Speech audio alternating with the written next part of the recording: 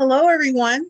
Welcome to another session of the Educators Roundtable on Promising Integrations Consulting Firm.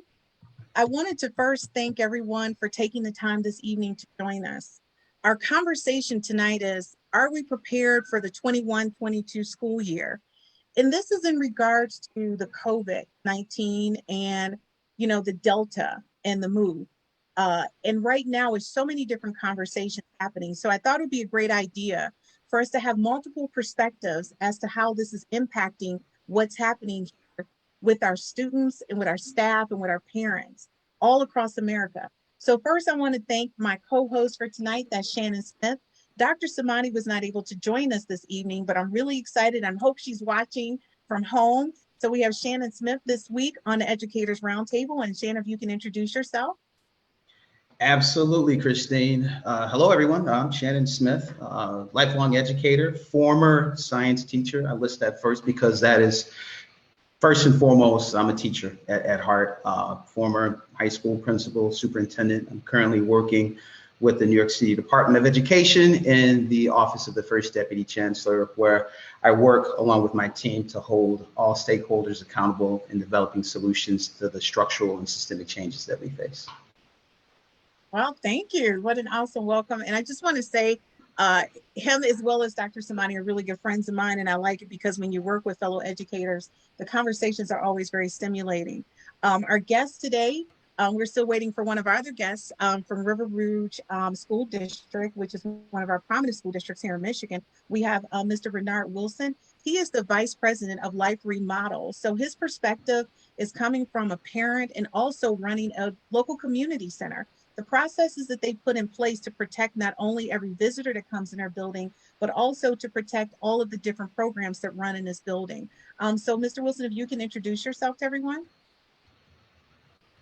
So my name is Renar Wilson. I am a husband of 12 years, a father to an 8 and 11-year-old, 2 boys, the son of a math teacher, a 4th grade math teacher, and my mom has been an educator for almost 20 years now. So I have a few perspectives. Of course, professionally, I lead community engagement at Life Remodeled, and we have a community center, an adaptive community center approach where we service the entire family. So as far as protocols, everything from students to even their parents, and seeing how safety is very important.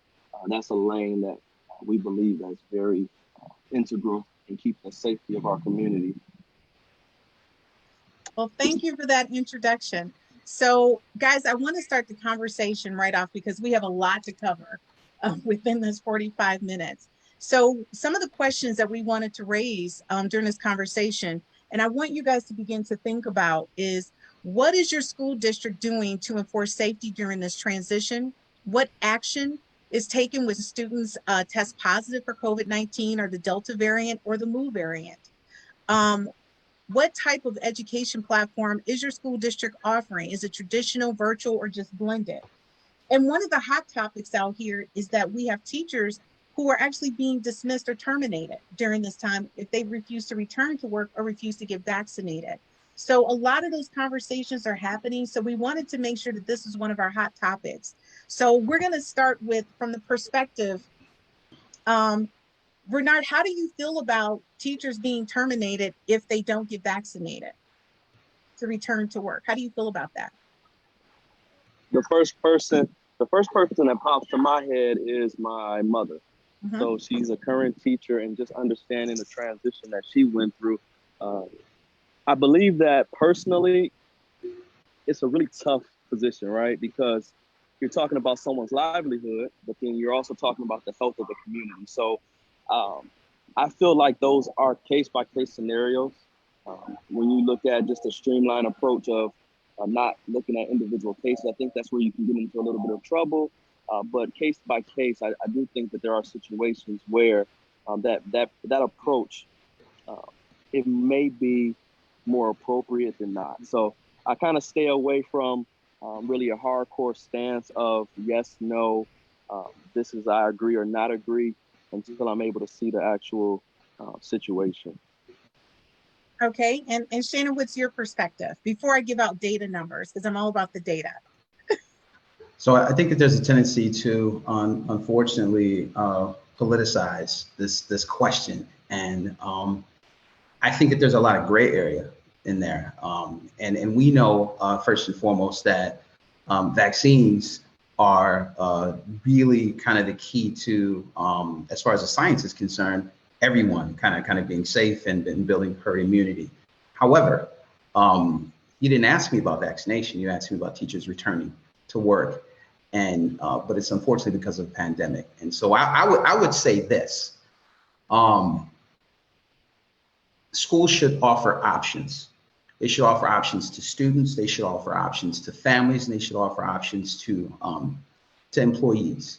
And I think that those options should be selected based on the need of the staff, the student, the family, and I think that there's enough need in all areas to find spaces and places to meet those needs. So should there be terminations? Absolutely not. I think we should try and find ways to make it work for all involved, because teachers are people.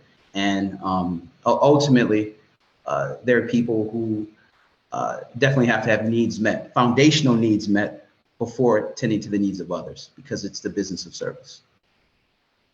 I agree. And I want to say to you guys, like right now, Roland Martin, that was one of the hot topics on his list of discussions today, is like the impact that this is making on students, but not only that, the impact that it's making on teachers. Several teachers across the United States have been terminated for not being vaccinated or refusing to get vaccinated. And so that's the reason why I wanted to ask that question. So later on in the show, we are going to put that out as a polling question to ask what are your concerns around that regarding the teacher being terminated or not terminated? So I want to say to you guys right now, our data, if we're looking at the CDC right now, and I really, honestly, I spent a lot of time on this because one of my clients is a health company that I work with. I'm going to be totally honest with you, I was kind of shocked when they said the number of people who are contracting still right now COVID at an alarming number. And we have in the southern states, students have already returned to school. And so Shannon and I were talking about a little bit before we got started, the concerns of school districts, because some of the students are too young to get vaccinated, right? And you have them mixed in a population with students who are old enough to get vaccinated, right? But you want everyone to come to school and you want them to be safe. So I know a lot of school districts that I'm working with have these amazing precautions in place, right? But my thing is, and because I was a former teacher, a science teacher, and a math teacher, how are teachers teaching with all of these precautions in place? That is the question I would like to ask. How are teachers being effective in the classroom with the mask on? Some teachers are wearing gloves. It's like a lot of things happening. There's a lot of schools with the glass shields up. The students are sitting at desks, and it's like a glass, when you go to the store, it's like glass shields around the desk. There's a lot happening. What are you guys seeing in your space as it relates to that? How students are being impacted?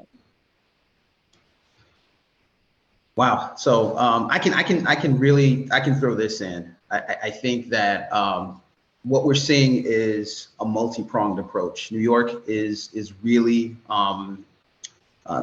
vaccination is mandated, right?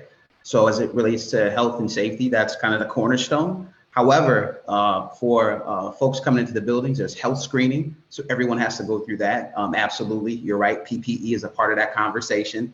All schools have been set up using the CDC's guidelines of a minimum of 3 feet for physical distancing, but they've also addressed the ventilation, the cleaning of all of the high touch and high contact areas.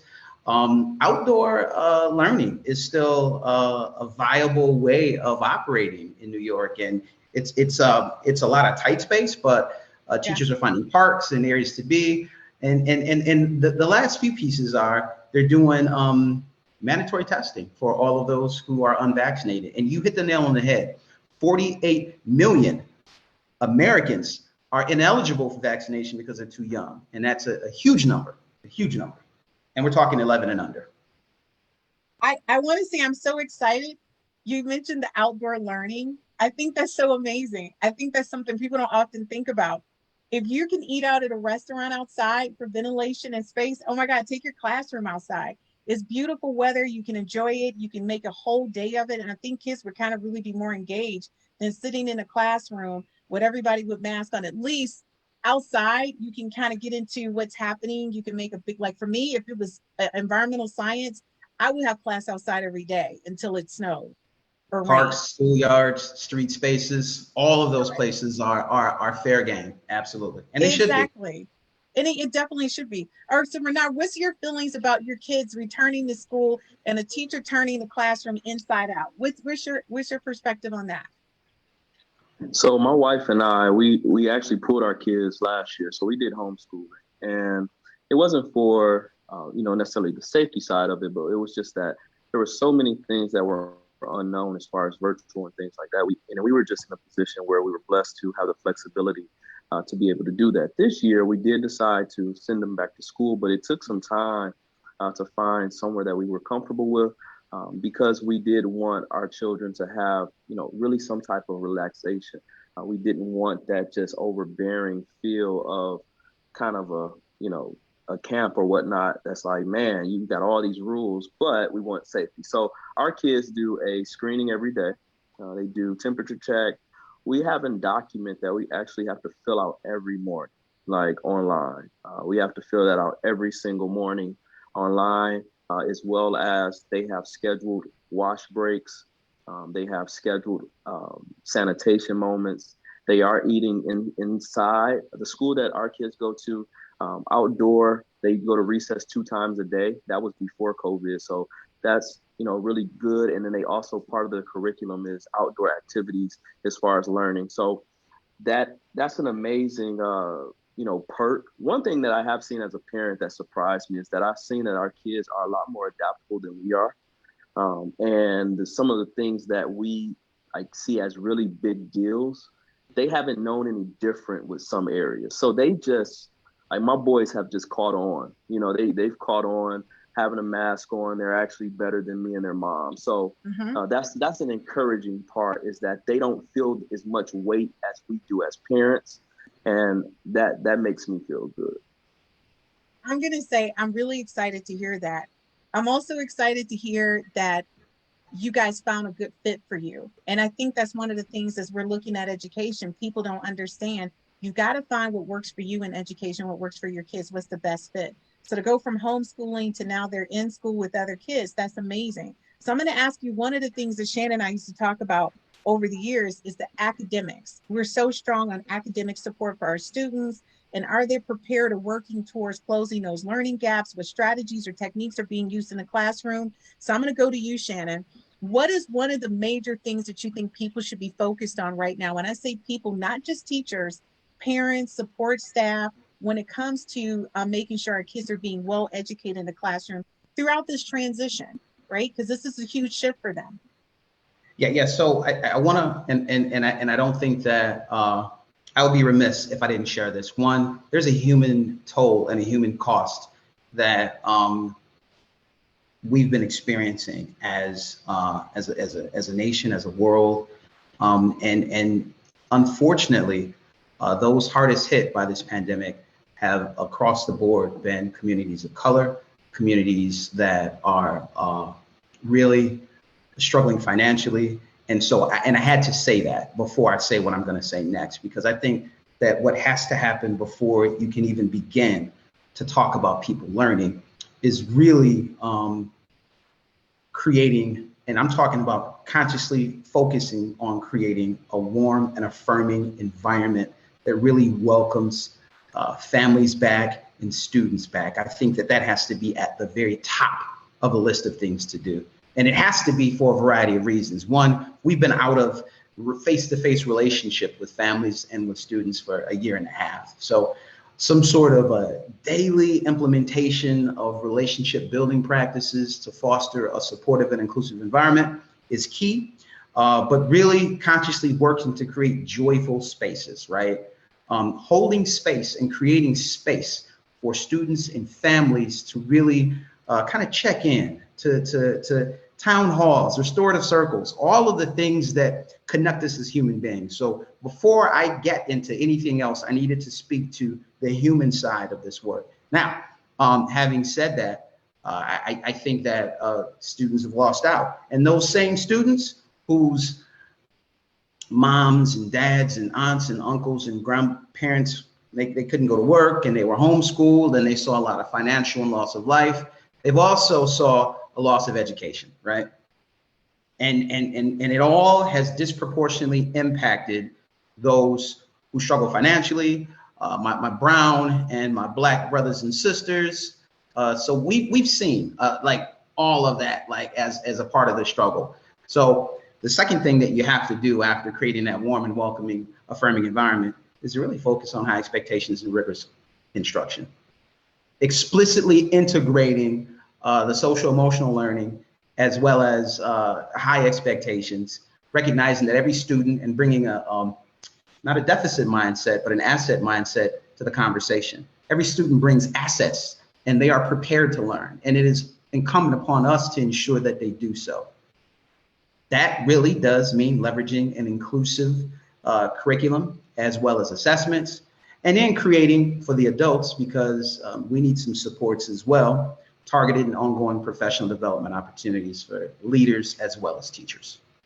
So I kind of gave you a four-pronged approach. I could get into a bit more detail on any of those items should you want me to, but I think kind of that would be the thing to do to begin to get students ready to move to the next level. No, I loved it. I mean, our last semester, we had our expert on, Paula Lightsey, who talked about social emotional and different activities and things that you could do, not only to support your students, but to support parents, to support teachers during this transition. And her whole point was that just breathe, just take one moment just to breathe and recenter yourself, to understand what your focus is, where your power is within yourself, to understand this moment, right? And it was just like take grasp of those moments, which was really great for me because I kind of speed through life with green lights, right? And I often forget to take a breath and say, embrace this moment. But you did say a lot. But what I took from that was, I think, understanding strategies.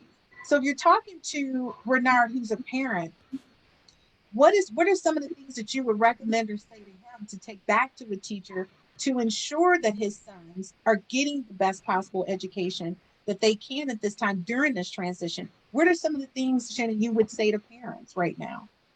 So the first thing that you said was talk to Renar. I think one of the things that you need to do as an educator is seek to understand who you're there to serve. That having been said, I think engaging parents, engaging your community, engaging stakeholders in a way that really gives you the information to begin to meet their needs is incredibly important. And I think, but I also think that the work is shifting, and principals, superintendents have really shifted in doing some things that they haven't necessarily had to do. And I'm not talking about, for example, right?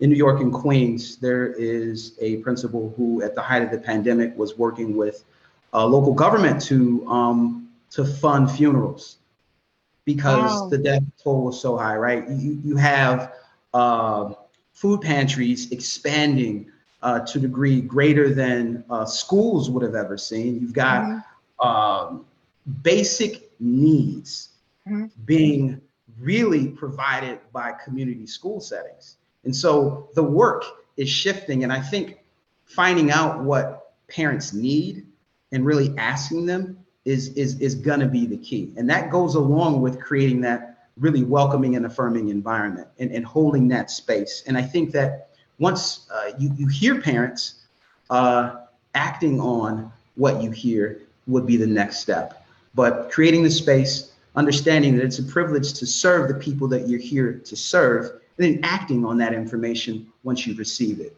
It would be ridiculous for me to walk into a relationship and think that I know the answers, because I don't. Yeah, I'm an educator, I know best practice, but really, what's gonna work for Renar? What's gonna work for the family? What's gonna work for the community? What are their needs? And then we can partner more effectively, because they are our partners. So Renar, what was your takeaway from what Shannon shared with us about strategies or approaches that parents can use to ensure their kids are getting the academic support they need right now in classrooms? I mean, I appreciate it. And I think that exactly what he said, especially with every household is different, and I think that's the privilege that my wife and I have always been very honest and open about it. When people start asking us, what school are you going to? What school are you going to? And I always say, you got to go what's best for your kids, because whether it's because of flexibility, financials, where you are in life, everything is not the same fit. So getting to know that parent, like Mr. Smith has spoken to, is very important. It's one of the reasons why it took us so long to figure out a school, was because we had a certain unique set of children. My wife and I have unique perspectives when it comes to education. So finding a space that was educationally enriching, but also socially comfortable and family oriented was very important. We respect scholars. My whole family has masters and doctorates and things like that, but we also understand some of the gifts that our kids have, and we're entrepreneurs, we're professionals. So we also value some of the creative arts and knowing who our kids are. So some of the strenuous education sides of things is not necessarily the best for our boys, Right. But we do understand that there are places that some kids need that to thrive. So I would always say, get to know the parent. And if you're in a position as a parent to have the luxury of shopping around per se, which every parent does not have, is whatever school, a lot of parents, whatever school is in your neighborhood, wherever Right. bus goes, where, if you're in a position like myself, which I somewhat look at as a privileged position, is to be able to somewhat shop around and take the time out to do your due diligence, just like you would for a business deal. I'm going to say I love that. Shannon, I can see Shannon's head twisting. I gotta share this really quickly. First off, I need to address Renar directly. At Mr. Smith, sir, it's Shannon. I just need to throw that out. But what you said was huge, in that schools do not effectively meet the needs of the non-traditional students who ultimately plan to, because again, schools are all about propagating schools, right? I mean, go to college, get a good job, and but really being thoughtful and creative and creating something and building something that you nurture in the way of a business. Schools don't do that effectively. But it's just Shannon, Renar, I gotta say that again. I got you now. Okay. So yeah, that's been tough for us. We that's been a challenge for us, but it's one we welcome. And I do a ton of volunteering. My wife does a ton of volunteering. One, just as a Black male, and being able to add to a school, any school that I go to, they're like, oh my God, we've got a Black dad that volunteers. So, just adding that perspective, I like that, but also from the business sense. My wife and I are business owners. We're community advocates. So being able to do career days, or being able to have kids who they're getting taught a whole lot by their mom and dad at home, that they're able to bring a different perspective to their class as well. So that's gone very interesting over the years when it's come to conversations with their teachers, but it's all good. I love this conversation. Honestly, I do. You guys are hilarious to me. But I love what you said, Renar. I think, like you said, one, I applaud you for volunteering. So let me just say that to you. I applaud you for volunteering. I applaud you for being a part of that space, because they do need to see more minority dad in those classrooms. And the pride I think a lot of kids get, and I want to say this, being in education and working in the schools, we had so many moms who volunteered, and it's so lopsided. But when dad showed up, it was like a whole parade happened that your dad actually showed up to your school. So I just want to say thank you, and I applaud you. And don't worry about him, Bernard. He's Mr. Smith to me too. So don't worry about Shannon. So listen, Okay. We're going to toss out one of our polling questions to our viewers. We love to interact with you, and this is a great opportunity for us to get your feedback. Our first question tonight in polling is, what are you doing to care for yourself and begin to heal in regards to mental health and social emotional health? So this is a carryover from last Wednesday, but we want to know, what are you doing? Are you taking times to go walk? Are you listening to music for an hour and a half? Or what are you doing in your classrooms? I would like to hear what cool things are happening in your classroom right now. So if you're watching this now, or you're going to watch the recording later, leave us some updates and comments. I mean, I love to read your comments to find out what's going on, so we can post them and share them with everybody. I think it's awesome. We want to use this as a resource opportunity for people to look at what's going on and how they can impact their classrooms. So I'm going to ask you, Renar, like, what have you done during this transition to find that moment for yourself, like for mental health and healing? What have you been doing? Well, during the pandemic, I really just stopped, like for real. You know, I was thankfully my wife was able to. Well, we have a business that closed, but we were able to spend a lot of time together. Had to close during the pandemic. I wasn't, we were just pretty much, we for real just stopped to breathe. And then we gave each other space and we all did our own thing. We gave our kids space and said, hey, we know that y'all getting tired of us too. You know, let's figure out something for the family. So I do a lot of photography, and that was one of my ways of therapy. My wife was able to just sleep for the first time in a long time. My boys, we really tried our best to not parent hard. Like we really tried to give a lot more grace than normal. And we didn't put the fear of them being behind kind of on their shoulders. We just, hey man, it's gonna work out. My wife is a little bit more of the stickler on that. So it was, even as a husband, it's like, hey wife, hey baby, it's gonna be okay. Like they're gonna be all right. And we finally, a month or two in, she just finally kind of let it go because we couldn't control anything. But that was kind of that added weight as a husband. It's like my wife is scared the baby's gonna be left behind and my kids feeling that way. So what I did as a dad was I had to just figure out what was my release, which was just photography and being able to listen to music and just step away when I can. And then from there, now it's, continuing to making sure that my mental health and my physical health is good so that I can be the best dad, husband, provider, protector as I can. I like that. I think that's one. I'm going to tell you. I love that you play an instrument. I grew up with music, so I'm going to say to you, I play like 5 different instruments, and I don't play. I don't play nothing. I just listen. I just listen. You don't play anything. Okay, I'm going to tell you, if you can just play air guitar, right? And actually, that's actually a game, by the way. I do e-gaming sports. That's actually like a tournament, by the way. Air guitar. But I'm going to say this to you, music is such a soothing, it just allows you time to center yourself. And I remember being in high school and I was trying to solve all of these different math problems. And I think my mother used to say, why is she playing that flute right now when she should be doing her math homework? It helped me to think and process. So one of the things I did when I was teaching in the classroom, I used to play jazz or just orchestra music, just classic music, right? Classical music, so that my students would just kind of calm themselves and center themselves and just stay focused. And honestly, I was really doing it for me, but I found that the temperament of the students changed. Like they were just really calm. And so I continued to do it. But again, I thought it was for me, but it was really for them. So Shannon, years ago, I didn't know I was doing the whole social emotional thing, right? I didn't know that. I thought I was just playing jazz because Christine liked it. And the students stopped talking and did their work. So Shannon, this is a question for you. I mean, working in New York, education there is a bigger chunk than it is in Michigan, just because of all the dynamics, right, that happens in education in New York. How did you manage that, as well as, like you said, doing that moment for yourself where you allowed yourself time to heal? I think there's a couple of things that you said. There's one thing, a few things that Renar said. One is the gift that I think we've all been given has been more time.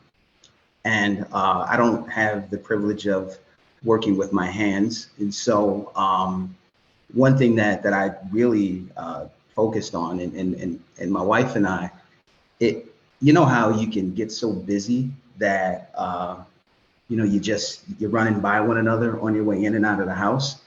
We stopped. We had dinner and lunch every day together, right? And it was awesome and it was cool. And I found myself looking forward to going to the grocery store and creating some awesome, wow, mushroom risotto, right? And just taking the time to take those raw ingredients, right? And because I had the time and I could really make those things something together greater than what they were individually. But we also we would just go for walks, right? And we were out one day, and this is I am not exaggerating. We were like, how long have we been walking? And it was a 10-mile walk. I mean, and it was just so the gift of connecting and it's a gift that I'm not giving back. And life isn't gonna take that from me. And so that's a priority that we're gonna have dinner together, right? We're gonna go for walks, no matter what we're doing. And so what I've been able to do with the hustle and bustle of the work and life, I've been able to connect and really stay deeply connected with my partner, my rock, my wife. I love that. I just want to say I love that and applaud you guys. This time, I think for everyone during this transition really helped everybody fill the gaps in their relationships to talk more, right? Because now you're not going to work and hanging out with your friends after work or meeting with people after work. You're actually in the house all day with your family for the most part. And it was really just great to see how people built that bond. So I'm going to ask you guys, how do you think this should transfer over to the classroom? So to your point, you were able to take those moments, those times, right? And I know when we first started out in the pandemic, a lot of teachers went from traditional classroom, face to face, right, to virtual, like in the snap of a finger. And a lot of teachers weren't prepared for this. The educators were like, come on, we got to come up with a better way to make this work. But then they figured it out. So how do you now, in this situation, how do you think teachers are dealing with this? Because I'm going to tell you, one of the things I love, teachers were riding by their students' houses with posters and signs saying that we love you, we miss you, be safe.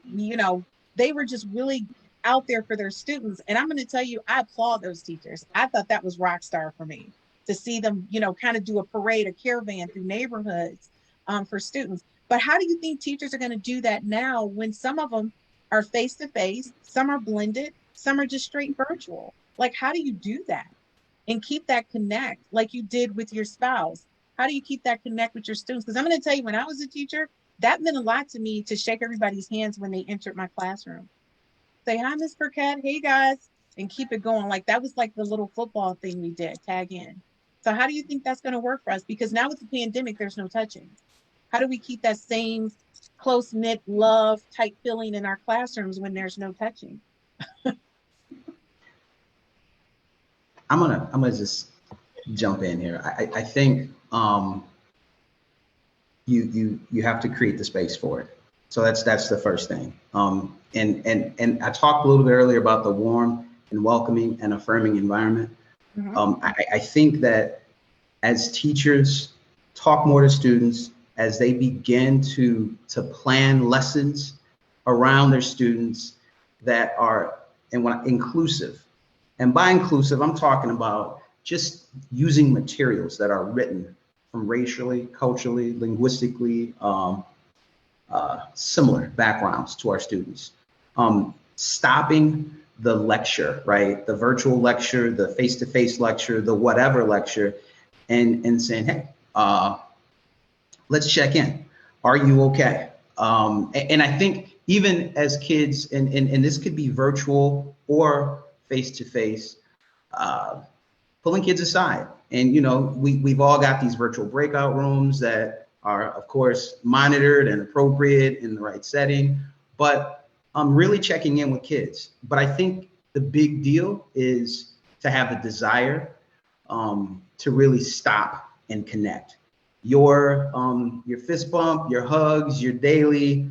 I stood outside my high school. I was principal of every day, and every single kid, eye contact, handshake. How are you doing? What did you have for breakfast? Like, I mean, you had that connection personally, and I think that some facsimile of that can still be had, and it doesn't necessarily need to step outside of the CDC guidelines for safety. But I think it's about what we need to do in order to be kind of creative enough to think about how to make that happen. I love that. So, like, Renar, I think maybe some people who are just coming on didn't get a chance to really see or find out who you were from your intro. But Renar is VP of Life Remodel, which is a community center right in the middle of city Detroit in a huge populated area where students, parents are coming to the community center for multiple services, anything from work support to doing live podcasts. There's a game room there. There's a pizza restaurant there, Black owned. I mean, it's just so many amazing things that they have. They have a laundromat. So I guess the question I have for you, how are you embracing, because the times that I've been over there, your building's packed with students like every day. And so, and you guys have like a lot of different events going on. So how do you guys manage that in alignment with what Shannon was sharing, how you want to continue to align to the guidelines for CDC, but you want to kind of build that welcoming environment to people? For us, thankfully, we have a lot of great examples, right? We're able to reflect on the school district that's right next door to us. So we pay very close attention to what they're doing. We really follow the lead of the professionals who are leaders in that space, whether you're talking about the CDC or you're looking at school districts or you're looking at the city of Detroit. So that's where we start, right? And then we have a very unique model where we have 39 tenants in our building. We're Life Remodeled. We really managed the facility and developed it, but the Durfee Innovation Society is the umbrella of everything. And we have 39 tenants, and we really keep the pulse of all of our tenants and saying, hey, what do you feel comfortable with? What are your families saying? Because everyone serves different age groups, the entire family from babies, kids, all the way up to seniors. So we're really keeping the pulse of what everyone in our building is feeling. And as far as comfort, are people serving higher risk participants, right? And that's who we give, the highest value to, right? We want the highest risk to be the most comfortable. So we're consistently taking those types of polls and asking questions. And just salute to Brandy Haggins, who's our director of the building, who does an amazing job keeping those lines of communication open, because I think that's what COVID did. COVID, in my opinion, it really exaggerated everything. So if you had great relationships, it gave it an opportunity to really get better. If you had some really sucky ones, it could have been like this lightning rod for it to get a lot worse. So the same thing with business, right? So just salute to the team who does a great job connecting. So what I want to do is I want to take this moment and thank you, Renar, for that feedback on that, because that's really amazing. And just to let you guys know, Life Remodel Durfee Innovation Center is located in the city of Detroit. If you're familiar with Central High School, you would be familiar with Durfee Elementary Middle School. So please take the time to go check them out. They have some amazing programming going on there. Like you said, they have 39 different service providers in there. And I mean, they're just rock star. I go over there quite often, not because I like hanging out with Renar, but because I like the services that they provide. Honestly, it's really awesome. So our polling question, we want to do our polling question to ask, and this is our main focus right now, is that what are you doing to identify students' academic needs, specifically strategies for skills and standards gaps? So the thing is that already in urban education, our kids were experiencing being maybe 2 to 3 years behind in some cases. And teachers were working diligently after school programs, weekend programs before COVID to help students get to grade level. But with all of the precautions that's been put in place, and a lot of things that's really stopped that from happening because school shut down. Teachers were trying to do it virtually, like Shannon shared, with the breakout room sessions and things like that. They were really trying to get parents engaged to get their students to log on after school hours. So the question is in polling, and I want you guys to answer this question and please give us more feedback, is what are you doing to identify students' academic needs, specifically strategies for skills and standards gaps? So I know Shannon, New York, you guys are doing a lot over there. And I just want to say the program that you guys have put together during the pandemic, I think it should have been copied across the United States.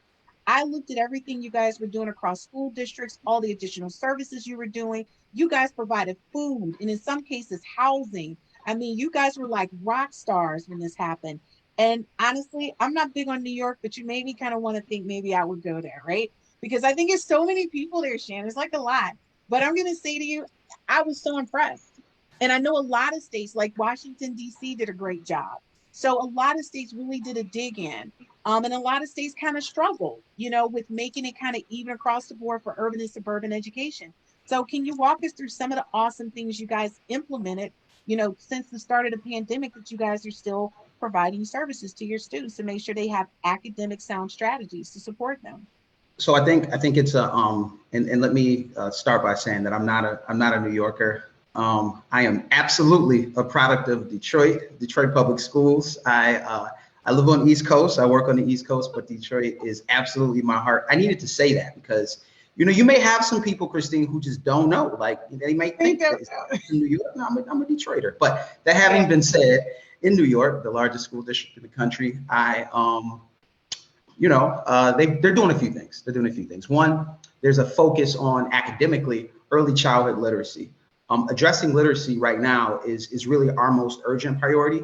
And for students in kindergarten through second grade, there's a singular goal to ensure that all students are reading on grade level by third grade. And we know that that's really a national mandate, but they put it into practice in classrooms really, really seriously.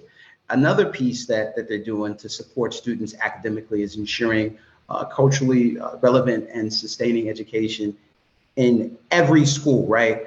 We will have, starting this fall, and I talked about the voice and really the face of our kids, where our kids come from, will be represented in the lessons that teachers teach, right? They are going to be comfortable with the novels that they read because they will reflect those that are really of their heritage, right? Another piece that we did was really work hard to develop students' digital citizenships. We put, I want to say, probably 900,000 devices in the hands of students over the past year and a half. And we're going to leverage all of what we learned digitally to really kind of help students continue to use these tools. We're investing more in special education. And there is a huge multilingual learner population in New York, and really working with the MLL and ELL students is huge. I'm just going to leave it at that first. And if there's any additional questions you have, I'll answer them. No, I was going to say, I think that's so rock star. I'm going to say to you, I think several school districts did a great job. Here, River Rouge did a phenomenal job. Detroit Public Schools did a phenomenal job. Detroit Academy of Arts and Sciences did a great job. I want to say it just amazed me how people just jumped in. And in Detroit Service Learning, their IT person, Dave Robinson, and the superintendent did a great job because they said, look, we got to get these devices out. Do you know they made home delivery to kids and gave out hotspots? So they are absolute rock stars over there. David Robinson, Maurice Evans, that whole team. D'Angelo Alexander, they knock the ball out of the park every time. And they're all about kids and families. Absolutely. I'm going to say, because D'Angelo was not kidding. He was like, I'll get in my car. He knocked on doors. He's a deliver food. He's that guy. Absolutely. Right. So when I tell you, I was so impressed with the outreach that team did over there. And I'm going to tell you, they're one of the schools that I work with. And I was so impressed with them, how it was nonstop. They did so many things to engage the students, to support the teachers. They gave virtual Academy Award shows for the teachers to accommodate them for all the great work they did through the pandemic.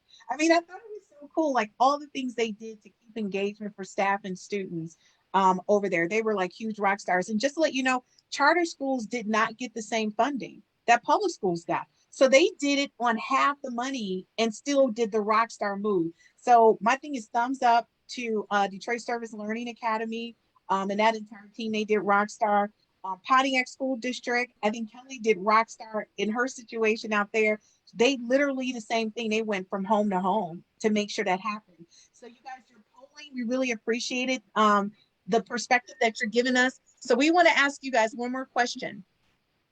We want to ask you guys, how are you ensuring students are prepared for college or work? Like, what instructional principles or practices that represent high expectations or rigorous instruction? What's happening in those schools right now? So I'm going to ask you, Renar, as a parent, how do you look at your curriculum and what's being provided in their classroom to make sure it's preparing them for the next phase in life, right? You're gonna get me in trouble. I'm not the parent to ask that to. You probably would get a better answer from my wife. Let me see how to answer this PR. I take a lot of responsibility for my kids' education. A lot, like a lot, especially business, finance, being a man, you know, 2 boys. So when you start getting into social emotional learning, I love what schools are doing, but I also believe that it's a ton of stuff that starts at home.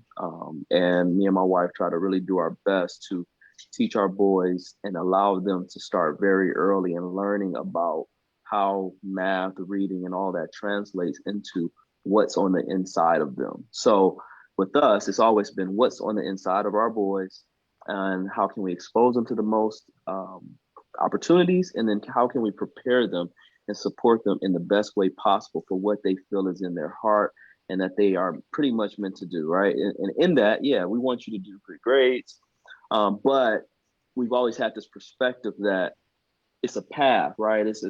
Education is this path to where you're going. It's not the destination. So yeah, take everything you can on this route, but whatever your journey is, son, it may not be college. It may not even be a trade, but I'm gonna equip you as much as I can. So my kind of need, or what I'm asking of teachers, is really protect my babies, give them the essentials. Me and their mom are really gonna do a lot to really take it from there. And I'm once again speaking from somewhat of I know privilege is usually associated with, when you start getting into white and black, but me and my wife, my boys are growing up in a more privileged Black home than a lot of their classmates. So we have a perspective that we're always conscious of making sure we're presented in a humble manner, because it's really we're thankful to be able to see it from that perspective, because a lot of people do not have that opportunity. So that's just from the Wilson household, as far as my expectations. Okay, I love that. I love the approach that you guys are taking to education. I think a lot of times we put a lot of stress on academics, and then we forget there's additional side to, as you're working with your student as a parent. And I'll say to you, one of the things I always laugh about when it comes to myself being a parent is that I was so focused on the academic part. And I think I told this story last week where my son had to tell me that he needed a hug, right? And he goes, "Mom, I'm about to hug you." So here I am, an academic person focused so much on the academics, but then I raised an emotional kid. So he's very emotional and I'm very non-emotional. So, but the thing is, there's a balance there. So it's helping me to grow, right, in that regards. So I'm gonna say this question to you guys as we get closer to wrapping up tonight. And I just want to say thank you to everyone for joining us tonight. Is that, again, I want to wrap back around to that initial question. Should teachers who refuse to return to the classroom face-to-face be terminated? And we want to put that out in polling. And it's a yes or no question. And I say that because so many of the news topics right now, because of the pandemic, the Delta, the Mu variant that's out now, and the COVID, teachers are saying, I don't want to go to work. I have kids at home. I'd rather just work from home. Or they're saying, I don't want to get vaccinated. So if I'm not getting vaccinated, can I just work from home? And a lot of schools are like, we just need you to return. But I say that also with the underlying issue is that you're already saying COVID numbers are going up. And a lot of us are not even back in school yet, and the numbers are going up. So the thing is that should we be terminating teachers who don't want to return to school face to face? And then that's a yes or no question. And who's going to replace them? That's the second question. If you're letting them go, who's going to replace these teachers? I don't know. So Shannon, I guess I'll go to you first, and then I'll get Renar's perspective as a parent. Do you think like teachers should be terminated for that? Or do you think it should be other options available, or a conversation maybe that could happen prior to that? Because a lot of teachers are outraged right now. So I'm absolutely going to answer that question, but I'm going to share some unsolicited information before doing so. My wife and I were on a road trip very recently. We stopped off at a fast food restaurant, and the fast food restaurant had a sign in the window. And the sign said, you know, we apologize for the slow service. Unfortunately, we are really short-staffed. As a matter of fact, we're closing at 6 p.m. tonight. And you've all seen kind of these things in the media, right, about finding employees. Now that's a fast food restaurant, which is really entry-level work. Yeah. Right. And so you've got organizations, companies that cannot find enough entry-level workers to staff these jobs and these positions. And you know, I mean, these places are paying minimum wage premiums, right, to staff these places. And unfortunately, they can't. So your question was really, should we be terminating highly educated, Yes. highly trained, certificated individuals who provide an essential function to society and families? Yeah, so my answer is no. And I think we need to figure it out. And by figuring it out, I think that we need to really create systems and offer choices and opportunities for professionals and families to really be a little bit more selective and thoughtful and really be in the driver's seat of this process. You know what? I love your response. And I say that because so many school districts, let me just say this in this perspective, I have to be politically correct. A lot of the school leaders are definitely on the bridge. I mean, I talk to them every week. On one hand, they're like, I really want my kids, you know, the students back in school face to face, but I do understand the concerns because they have family, right? So they're in the catch-22 because they're like, I need the teachers back, but I don't want to terminate anybody for not reporting. But I have parents who are demanding me to give them face to face. So I wanted people to understand it's not that the teachers don't want to return. It's not that the school districts don't want to enforce them coming or not going or virtual or traditional. That what they're saying is they're trying to appease everyone's needs right now. And it would be great if we could all come together with some common understanding so that we can make sure that there are professional educators in front of our students and not just anybody, just a space holder. And I'll be honest with you, I'd rather have a math teacher teaching from home that's certified than a space holder face to face with them. I don't know how anybody else feels, but I'd rather have that than a space holder. Renard, how do you feel about your kids being given the option of a space holder or an educated professional teaching virtually? Once again, you can hear me, right? Yes. See, I am we are an exception. I'll just pull my kids. Like, that's just how I'll just take them out of school. We'll homeschool them. We'll pay the money for curriculum, tutors, do whatever we got to do. But that's because of the position we're in. So I'm able to look at things kind of like, hey, I'm not really banking on the school. Hopefully they do the best job they can. And it's something that aligns with me and my wife's beliefs, but we don't get into that. We're not the parents that get into what the teachers or the school system should be doing because we don't have the power to change it. So we just are firm believers in teaching our boys certain things is you try to put yourself in position to have leverage to be able to make action steps.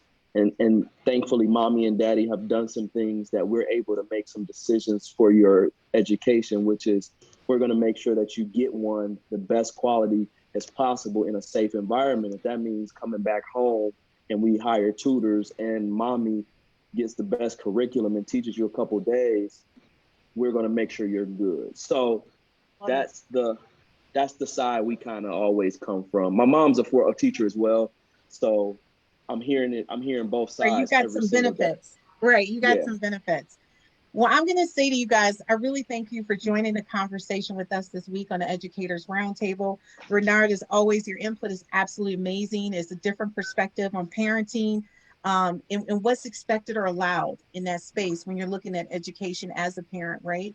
And to your point, everyone's not in the same financial situation you're in, but there's always a takeaway, even from every level, what you can do to accommodate your kid. Because to your point, every kid's not going to go to college. Some kids are going to go straight into building a company or getting a certification to work in a different area. And we need to make sure, regardless, that our kids are getting what they need in order to be successful. Shannon Smith, I'm going to say to you, you've always been a rock star to me in education. You bring a liberal, but a definite, clear perspective on what's expected from educators, and not only from educators, but from students and from parents. It's like a whole 360 thing. And I think sometimes we take the perspective of it's the school district's responsibility to set the tone. But with you, it's like it's a team approach. All of us set the tone, not just one independent variable that sets the tone. So I want to say thank you to everybody for joining us here in the Educators Roundtable. Before we go, I'm going to give people, each of you, 1 minute to wrap up your thoughts on our conversation today. Shannon? I think that first off, thank you. Thank you for the opportunity to share, to hear, and to be heard. Thank you for just giving me an opportunity to be a part of the conversation. But I also think that we have a chance to rethink how we meet the needs of community and really be reminded of what school can be. We know what it is, and this break has been a gift to really reflect on what we can do and what we should do and who we should do it for. Again, this is service work. This is work that we forget sometimes that we're here to ultimately meet the needs and serve these kids and families. But school is and can be redefined in this moment in history. And I think we can do it. Thank you, Shannon, for that. And Renar, in closing. I'm going to use every ounce of my last breath to champion teachers, support for them, seeing the value that they bring to our babies, to our kids. They spend more time with them than a lot of parents. And if we didn't see their value after this last year, there's a problem. And I think that needs to be seen, not just in talk, but also in their pockets. And I just, really hope that there's a way that we can start compensating the leaders of our babies a lot better.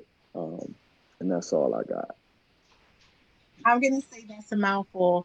And listen, to all of our viewers, we really appreciate you guys tuning in. We really appreciate you sharing and following and liking us. And if you would like to be a guest at the Educators Roundtable, be sure to reach out to us and we'll be happy to share with you our upcoming topics. And if you do see an upcoming topic and you would like to be a guest on our show, be sure to contact us through social media, Facebook, or any of the other social media sites. As of next week, our next show will be live and we will be podcasting on iTunes. So you'll be able to reach us on iTunes and several other podcast sites. So if you're not able to see us on Facebook, of which you will, because we still will be posting live to Facebook, you can also reach us on iTunes. I want to say thank you so much to all of our guests for coming on. And again, you guys are outstanding. I love the conversation. Renar, I just want to say thank you to you and your wife. I saw your wife passing back and forth a little bit there. So thank you to you and your wife. And next time I'm going to be sure to have her on because we're going to need the real talk on education and the household. All right. So again, thank you guys so much for joining us. Thank you so much, guys, for joining us here on Facebook Live. And we'll see you next week, same time and same place. Be sure to share, like, and follow us. You guys have a great day. Cool.